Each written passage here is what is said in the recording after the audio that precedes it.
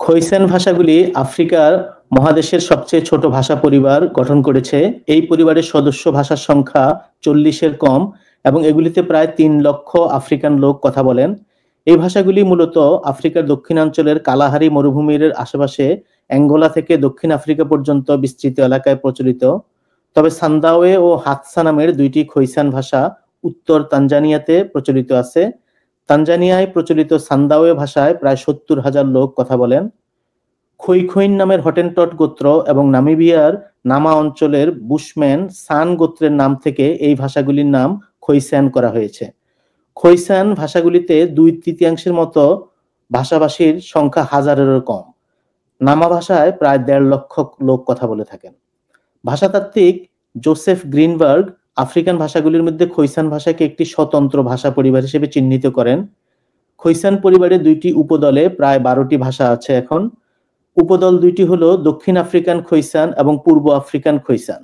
দক্ষিণ আফ্রিকান খোইসান ভাষার মধ্যে আছে নামা এবং নারন ভাষা। এগুলি দক্ষিণ আফ্রিকার উত্তরাংশ, বতসোয়ানার দক্ষিণ পশ্চিম অংশ এবং নামিবিয়াতে প্রচলিত। পূর্ব আফ্রিকান খোইসান ভাষাগুলির মধ্যে আছে সান্দাওয়ে ও হাতসা ভাষা।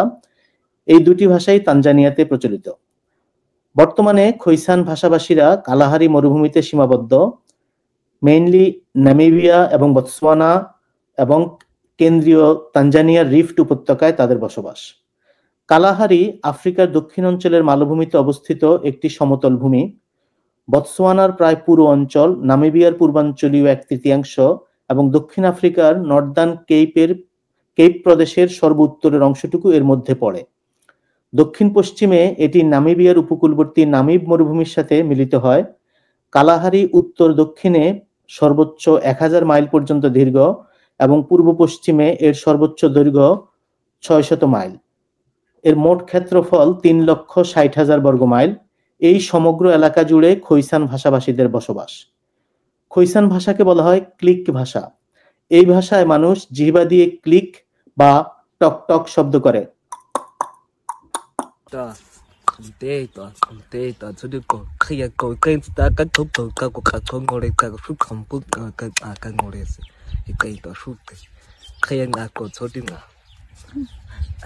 স্বরবর্ণ বা ব্যঞ্জন বর্ণের বদলে এসব ভাষায় ক্লিক সাউন্ড ব্যবহার করা হয় এবং একটা ক্লিক ভাষায় 48টি ভিন্ন ক্লিক শব্দের কথা জানা যায়।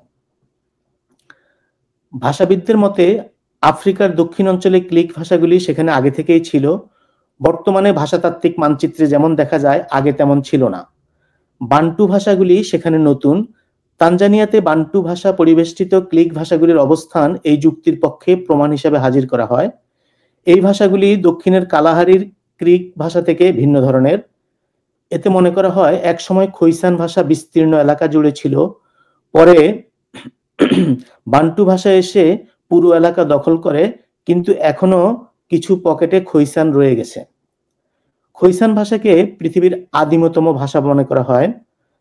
আউট অফ আফ্রিকা তত্ত্ব অনুযায়ী একসময় আফ্রিকা থেকে মানুষের স্রোত সারা দুনিয়াতে ছড়িয়ে পড়ে।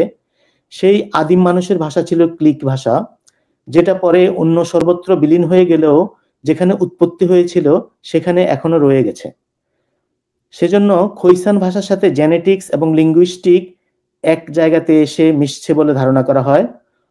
এর মানে হলো কালাহারির বুশম্যানেরা আদিম মানুষ এবং তাদের ভাষা দুটোই আদিম, তারা যে ঐতিহ্য এখনো ধরে রেখেছে।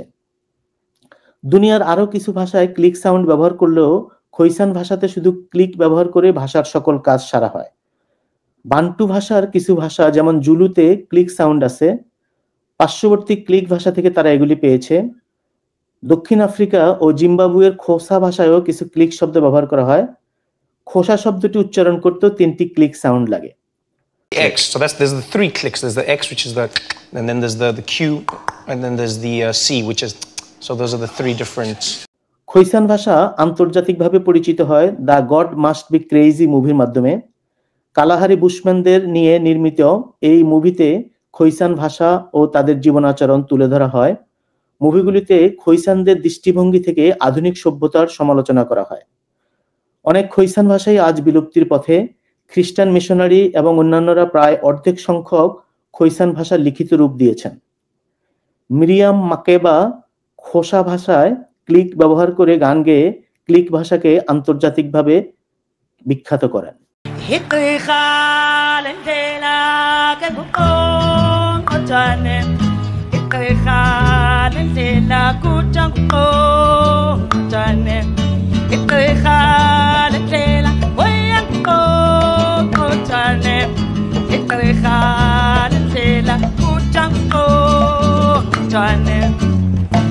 Select a bella, a job, a